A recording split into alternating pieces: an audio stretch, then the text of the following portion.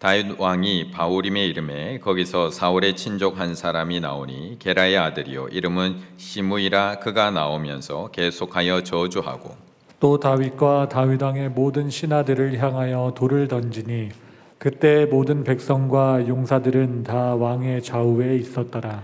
시므이가 저주하는 가운데 이와 같이 말하니라. 피를 흘린 자여 사악한 자여 가거라 가거라. 사울의 족속의 모든 피를 여호와께서 내게로 돌리셨도다. 그를 이어서 내가 왕이 되었으나 여호와께서 나라를 내 아들 압살롬의 손에 넘기셨도다. 보라, 너는 피를 흘린 자이므로 화를 자초하였느니라 하는지라. 수르야의 아들 아비새가 왕께 여짜오되 이 죽은 개가 어찌 내 주 왕을 저주하리이까. 청하건대 내가 건너가서 그의 머리를 베게 하소서 하니 왕이 이르되 스루야의 아들들아, 내가 너희와 무슨 상관이 있느냐?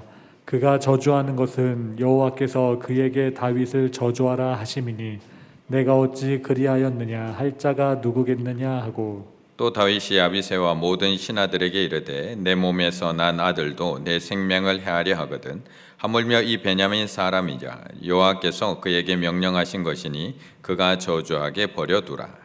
혹시 여호와께서 나의 원통함을 감찰하시리니 오늘 그 저주 때문에 여호와께서 선으로 내게 갚아 주시리라 하고. 다윗과 그의 추종자들이 길을 갈 때에 시므이는 산비탈로 따라가면서 저주하고 그를 향하여 돌을 던지며 먼지를 날리더라. 왕과 그와 함께 있는 모백들이 다 피곤하여 한 곳에 이르러 거기서 쉬니라. 아멘. 우리 성도님들은 친구가 몇 명이나 있는지 모르겠습니다. 아마 핸드폰을 열면 연락처를 누르면 아마 수백 명에서 또 많게는 1000명 이상 되는 분들도 있지 않을까 생각이 됩니다. 우리 성도님들은 그분들 중에 정말 마음을 나누며 대화를 할 수 있는 친구, 진정한 친구가 몇 명이나 있을까요? 진정한 친구가 몇 명이나 있을까라는 또 질문을 받고 나면 또 생각이 됩니다. 진정한 친구가 누구지? 진정한 친구. 매일 만나는 사람이 진정한 친구일까? 아니면 내 모든 것들을 다 이야기하고 정말 모든 것들을 다 나눌 수 있는, 가끔 만나더라도 정말 내 속 이야기까지 다 할 수 있는 사람이 진정한 친구일까? 그래서 가끔 사람들이 우리에게 질문할 때가 있습니다. 진정한 친구가 누구라고 생각을 합니까? 1번, 내가 힘들 때 함께 울어줄 수 있는 친구. 2번, 내가 일이 잘 됐을 때 함께 기뻐할 수 있는 친구.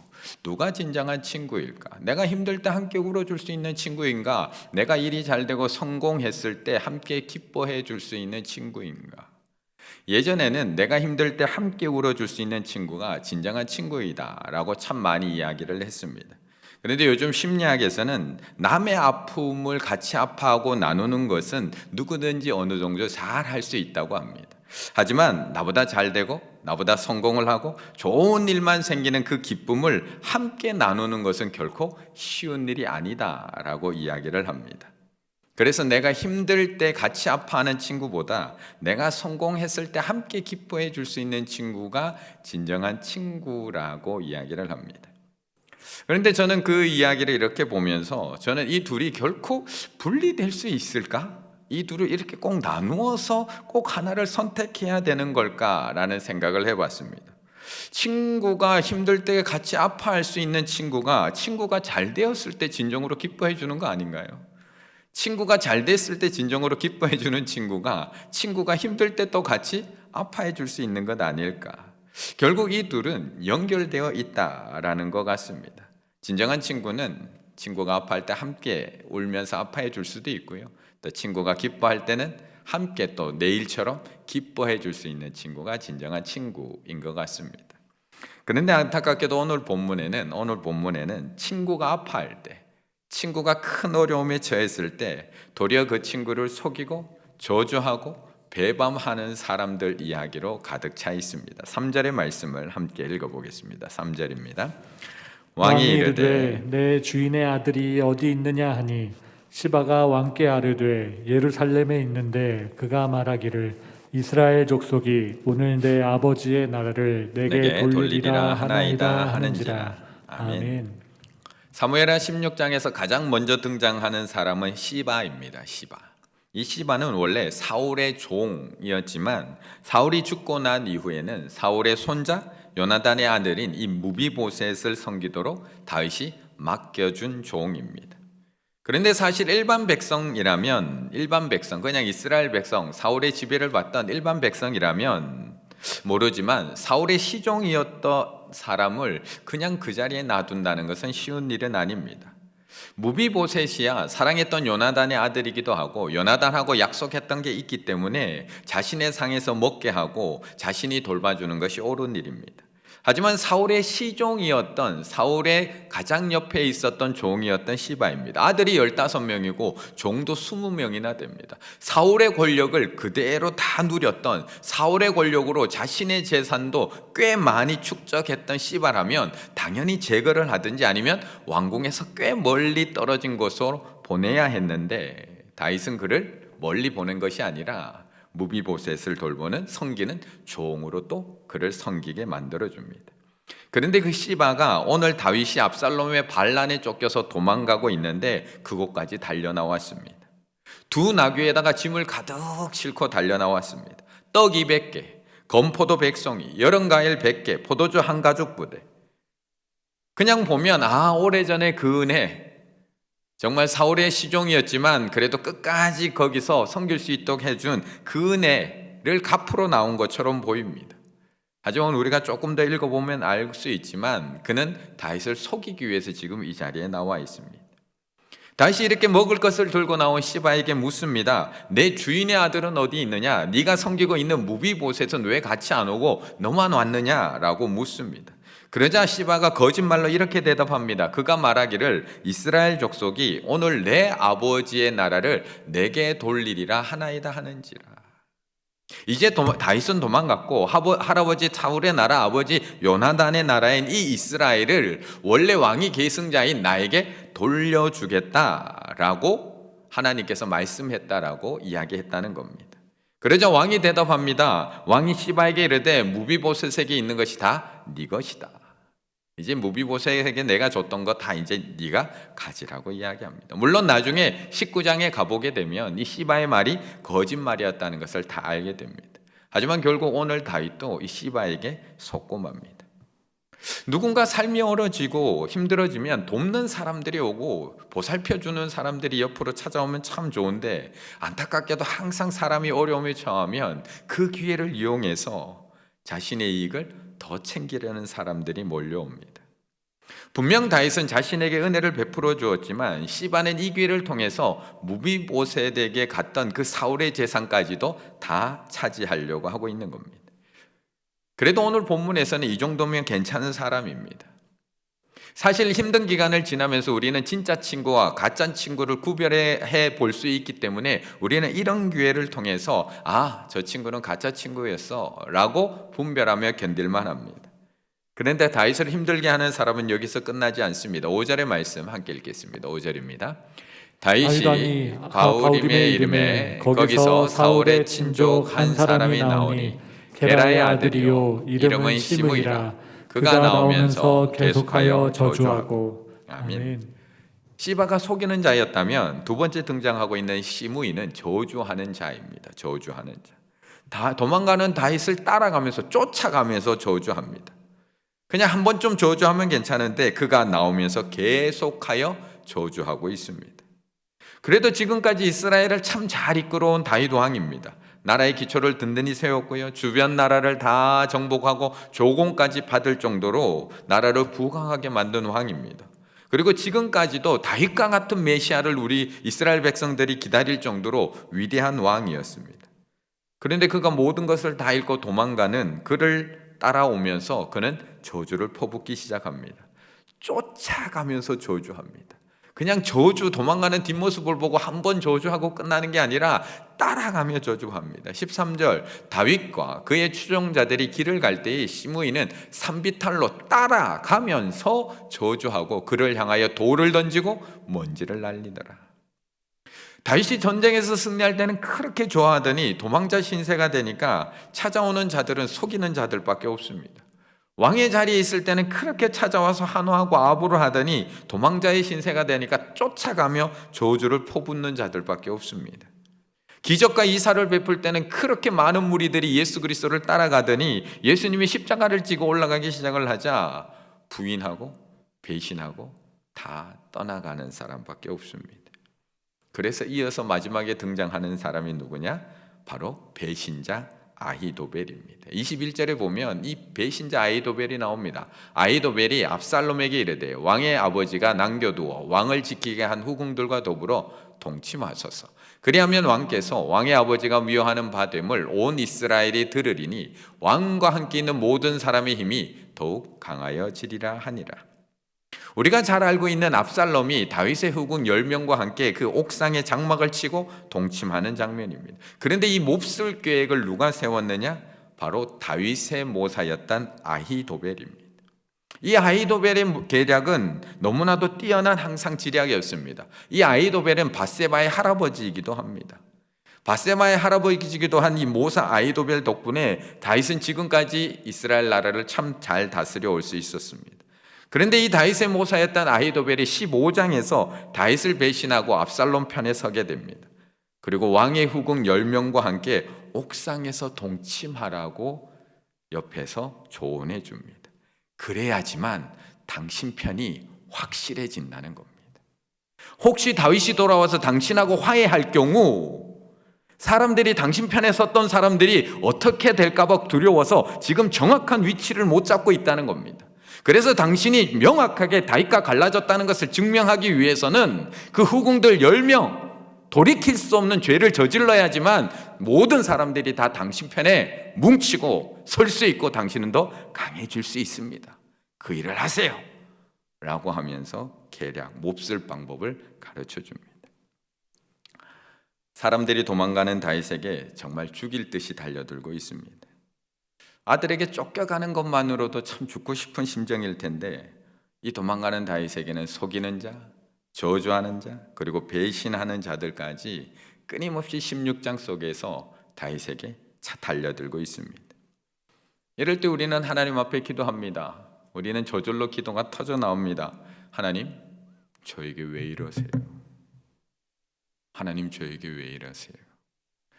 아들놈 하나만으로도 힘들어 죽겠는데, 이 말 안 듣는 아들 하나만으로도 힘들어 죽겠는데, 속이는 자, 저주하는 자, 배신하는 자까지 하나님 저한테 도대체 왜 이러세요? 왜 하필 저예요? 하나님, 제가 죽기를 원하시나요? 라고 우리 입술에는 터져 나올 수밖에 없다는 겁니다. 10절의 말씀 함께 읽겠습니다. 10절입니다. 왕이 이르되 스루야의 아들들아, 내가 너희와 무슨 상관이 있느냐?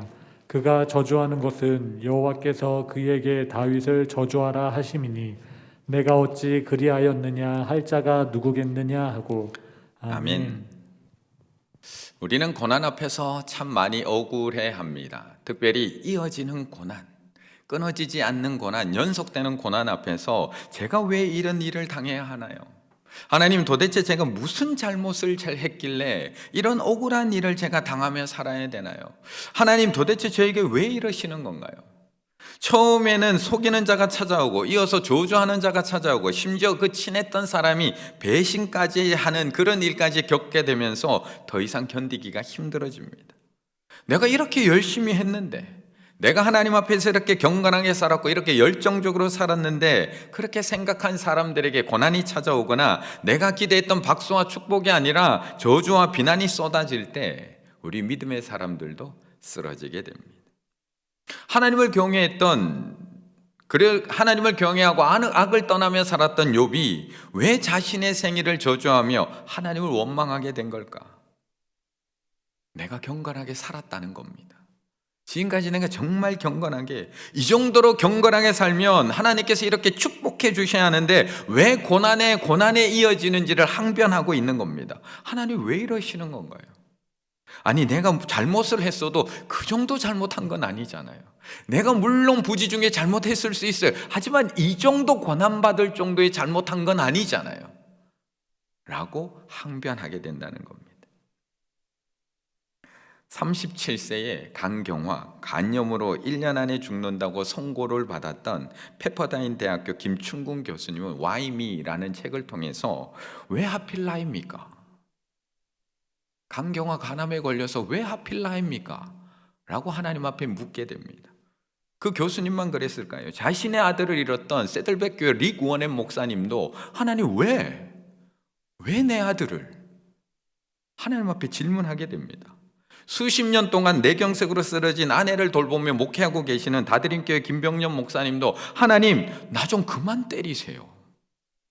하나님 나 좀 그만 때리세요.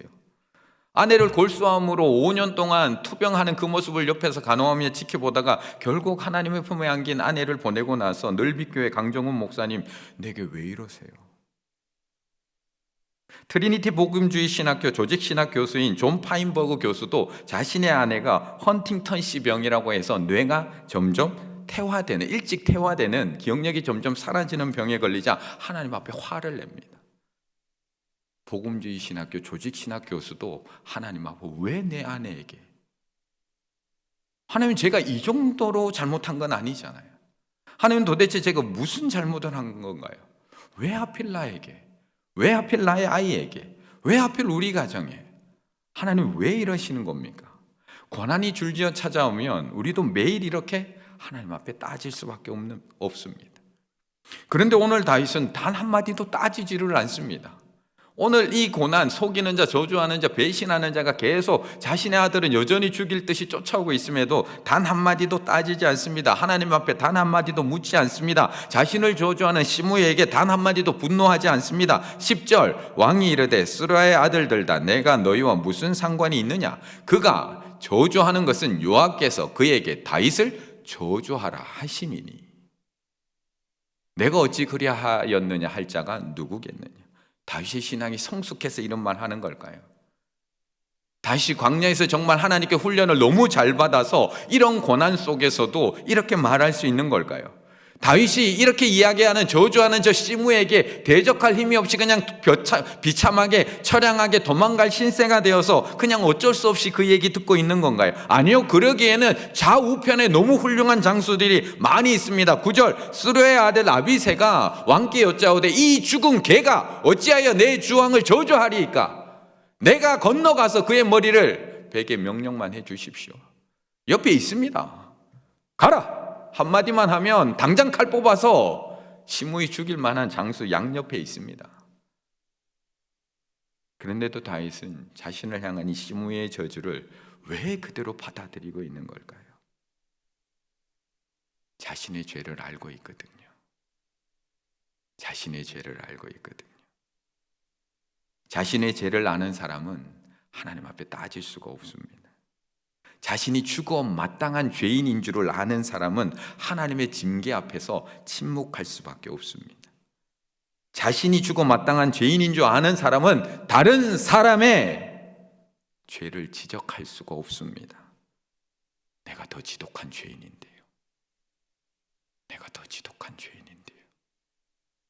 다윗은 알고 있습니다. 자신이 얼마나 큰 죄인인지를 다윗은 알고 있습니다. 이제 내가 나를 업신여기고 햇사람 우리아의 아내를 빼앗아 내 아내로 삼았은즉 칼이 내 집에서 영원토록 떠나지 아니하리라. 다윗은 알고 있습니다. 자신이 얼마나 끔찍한 죄를 저질렀는지. 시바가 나를 속였다고요? 자기는 우리아를 속여서 죽음으로 내몬 사람이 자신입니다. 시므이가 나를 저주했다고요? 자기는 하나님을 업신여기고 우리아 아내를 빼앗은 사람이 자기입니다. 아히도벨이 날 배신했다고요? 나를 그토록 믿어서 어려서부터 기름 부어 이스라엘 왕으로 세운 하나님을 배신한 사람이 누군데요? 자기거든요. 그래서 다윗은 하나님을 원망할 수가 없습니다. 다윗은 그 누구도 탓할 수가 없습니다. 도망가는 자신을 속이고 저주하고 배신하는 그들에게 화를 내며 가서 저들 죽여! 이야기할 수가 없습니다. 나는 더 참혹한, 더 주고 마땅한 죄인이기 때문이거든요. 그런데 왜 우리는 작은 고난 앞에서도 이렇게 견딜 수가 없는 걸까요? 우리는 왜 그 작은 질병 앞에서도 그 작은 어려움만 생기면 왜 하나님 앞에 나에게 왜 이렇게 하시냐고 우리는 왜 따지고 있는 걸까요? 우리는 왜 사람들의 그 사소한 비난 한마디 앞에서도 뒤에서 들리는 그 작은 뒷담화 한마디도 듣지 못해가지고 왜 그렇게 화를 내는 걸까요? 어떻게 나한테 그렇게 이야기할 수 있어? 혹시 찔려서 그런 건 아닐까요? 요즘 러시아와 이 우크라이나 사이에 전쟁이 이제 시작이 됐습니다. 러시아의 우크라이나 침공으로 인해서 대응 방침을 고민하고 있는 조 바이든 대통령 책상 위에는 그 전쟁하고 관계없는 얘기인데 조 바이든 대통령 책상 위에는 2컷짜리 만화 액자가 항상 놓여 있다고 합니다. 2컷짜리 만화. 그는 만화가 자신이 필요할 때마다 나를 겸손하게 만들어주는 그런 만화다라고 이야기합니다. 1972년에 이 조 바이든 대통령은 교통사고로 아내와 딸을 잃습니다. 그리고 두 아들 보와 헌터도 중상을 입습니다. 그는 하나님을 원망하면서 왜 하필 자신에게 이런 불행이 닥쳤는지를 하나님 앞에 그 이유를 묻고 또 묻습니다. 하지만 대답이 없으시자 이 조 바이든 대통령은 깊은 우울감에 빠집니다. 그때 아버지가 건네준 선물이 바로 이 2컷짜리 만화입니다. 2컷짜리 만화. 이 만화는 미국 유명 작가 딕 브라운의 공포의 헤이가르라고 하는 만화입니다. 딱 2컷입니다. 거칠지만 가정적인 바이킹이었던 이 헤이가르는 배가 폭풍우에서 벼락을 맞아서 좌초하게 됩니다. 배가. 그때 이 헤이가르가 신을 원망하면서 묻습니다. 이렇게 묻습니다. Why me? 왜 하필 저입니까? 왜 하필 제가 이 벼락을 맞아야 됩니까? 그러자 하나님께서 되묻습니다. Why not?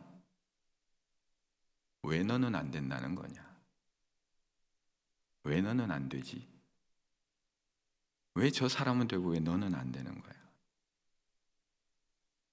저도 주고 마땅한 죄인인데 왜 저는 속으면 안 되는 걸까요?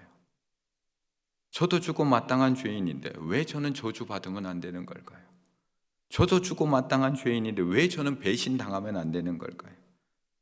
내가 죄인인 걸 잊어버리는 그 순간 우리는 작은 고난 앞에서도 하나님을 원망하게 됩니다. 내가 주고 마땅한 죄인을 인간한 것을 잃어버린 그 순간 우리는 작은 질병 앞에서도 왜 나에게 하나님 앞에 이걸 따져 묻게 됩니다.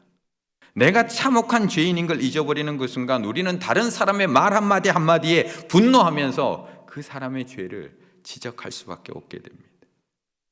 하지만 오늘 다윗은 정확하게 알고 있습니다. 자신이 주고 마땅한 죄인이라는 것을 알고 있습니다.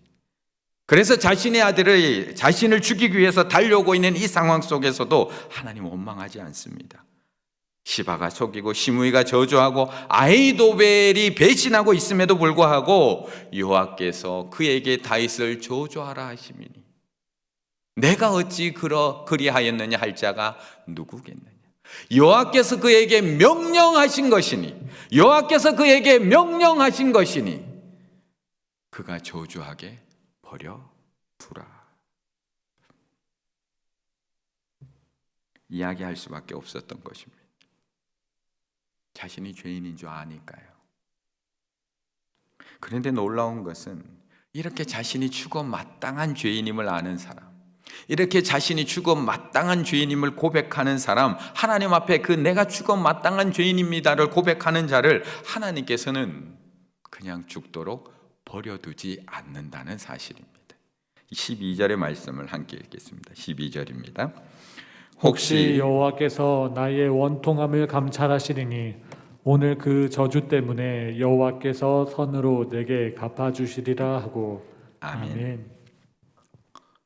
그렇다면 이렇게 저주받은 다윗의 결말은 어떻게 끝이 날까요? 우린 다윗의 결말을 너무 잘 알고 있습니다. 그가 이대로 끝나지 않는다는 거 우리가 너무나 잘 알고 있습니다. 다윗이 아들 압살롬에게 죽임을 당하는 것이 아니라 도리어 압살롬이 죽게 된다는 것 우리 너무나 잘 알고 있습니다. 결국 다윗은 예루살렘 성으로 다시 돌아오고 그의 영광이 회복된다는 것 우리는 너무나 잘 알고 있습니다. 그런데 더 놀라운 결말이 있는 거 아세요? 더 놀라운 결말. 아브라함과 다윗의 자손 예수 그리스도의 계보라. 다윗의 자손이여 우리를 불쌍히 여기소서 하더니 주 다윗의 자손이여 나를 불쌍히 여기소서. 주여 우리를 불쌍히 여기소서 다윗의 자손이여 하니 주여 우리를 불쌍히 여기소서 다윗의 자손이여 하니 소리를 높여 이르되 호산나 다윗의 자손이여 한송하리로다. 대답하되 다윗의 자손이니이다. 제가 마태복음 안에서만 찾은 다윗의 이름입니다. 그는 죄인이었습니다. 죽어 마땅한 죄인이었습니다. 남의 아내와 간음을 했고 그녀의 남편을 속여서 죽였고 자신의 죄는 조금도 깨닫지 못하고 다른 사람의 죄를 보고는 분노했던 죄인이었습니다. 자신을 택하여 그려 부어주신 하나님을 업신여겼고 자신을 그렇게 믿어주셨던 하나님을 배신했던 죄인입니다. 그래서 그는 압살롬과도 싸우지 않았습니다. 시므의 저주도 하나님께서 허락하셨음을 인정했습니다. 아이도벨의 배신에도 그는 단 한마디 원망하지 않았습니다. 하지만 그렇다고 다윗은 깊은 절망에 빠졌던 것도 아닙니다. 자신의 죄 때문에 징계받고 저주받고 있지만 그렇다고 깊은 절망에 빠지지 않습니다. 그는 시편 51편에서 자신이 지은 죄에 대해서 하나님 앞에 처절하게 회개하고 있지만 오늘 본문에서 이렇게 고백하고 있는 겁니다. 혹시 여호와께서 나의 원통함을 감찰하시니니 혹시 그 저주 때문에 여호와께서 손으로 내게 갚아 주시리라 하고. 그래서 다윗은 이 모든 일들이 자신의 죄로 인해서 일어난 일임을 알고 있음에도 절망하고 좌절하고 낙심하고 있지 않습니다. 여전히 하나님께서 날 사랑하시고 여전히 하나님께서 날 회복해 주실 거라는 확신이 있기 때문에 그 저주를 손으로 갚아 주실 거라고 믿고 있기 때문에 그래서 그 힘든 압살롬이 추격해오는 이 상황 속에서도 시편 3편에서 하나님 앞에 뭐라고 고백을 하느냐 이렇게 고백하고 있는 겁니다. 다윗이 그 아들 압살롬을 피할 때 지은 시 시편 3편 1000만인이 나를 에워싸 진칠지라도 1000만인이 나를 에워싸 진을 친다고 해도 나는 두려워하지 아니하리로다.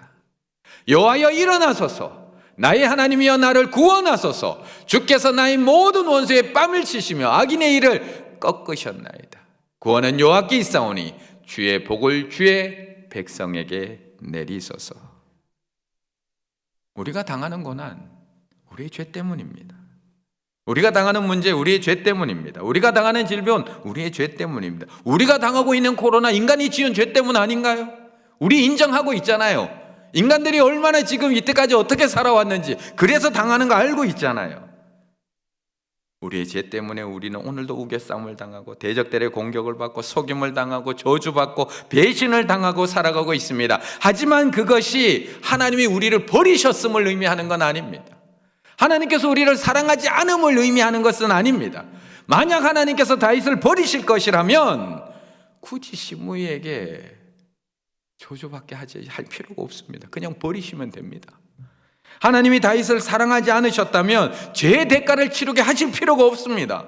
하나님께서 징계하신다는 것은 용서하신다는 것을 의미하고 죄의 대가를 치르게 하고 계신다는 것은 회복해 하심을 의미하고 있다는 것입니다. 그래서 다윗은 철저하게 회개한 이후에 당당하게 노래하고 있는 겁니다. 1000만인이 나를 에워싸 진친다 하여도 나는 두려워하지 아니하리이다. 그렇다면 우리의 결말은 어떻게 될까요? 우리의 결말, 이 코로나의 결말은 어떻게 날까요? 우리는 분명히 죽어 마땅한 사람들입니다. 나의 건강 가져가셔도 할 말 없는 사람들입니다. 나의 물질 가져가셔도 할 말 있으신가요? 나의 생명 다 가져가셔도 아무 할 말 없는 사람. 누군가 나를 속여도 나를 저주해도 나를 배신해도 나의 죄를 생각해 보면 그래 아무 할 말 없는 사람들. 하지만 우리를 버리실 거라면 자신의 아들 주지 않으셨습니다. 하나님께서 우리를 용서하지 않으실 거라면 저 십자가를 지지 않으셨습니다. 하나님께서 우리를 회복시켜 주시지 않을 거라면 우리를 위해서 저 십자가에서 우리를 대신해서 저주받지 않으셨을 겁니다. 그래서 우리는 오늘도 하나님 앞에 회개할 수밖에 없지만 당당하게 기도할 수 있는 겁니다. 우리는 하나님 앞에 겸손할 수밖에 없지만 담대히 부르짖을 수 있는 것이고 나의 죄를 생각해 보면 하나님 앞에 십자가 앞에 한없이 부끄럽지만 두려워하지 않고 예수 그리스도의 이름을 부를 수 있는 줄 믿습니다. 오늘도 하나님께서 죄인된 우리를 사랑하고 계시는데 무엇이 두려우십니까? 오늘도 하나님이 회개한 우리와 함께 계시는데 무엇이 두려우십니까? 오늘도 예수님께서 저 십자가에서 사단의 저주를 손으로 바꾸셨는데 무엇이 두려우십니까? 내가 마땅히 받아야 될 속임수, 저주, 배신 앞에서도 조금도 두려움 없이 오늘도 여전히 나를 사랑하고 계시는 그 하나님을 믿고 하나님 앞에서 천만인이 나를 둘러싼다고 할지라도, 코로나가 이 세상을 다 뒤덮는다 할지라도 나는 두려워하지 아니하리라. 여전히 하나님이 나를 사랑하시고 여전히 하나님께서 저 십자가에서 저주를 승리로, 저주를 손으로 바꾸신 줄로 믿습니다. 그 하나님을 믿으심으로 오늘도 담대히 부르짖으며 나아가실 수 있는 우리 충일의 가족들 다 되시기를 간절히 바라겠습니다.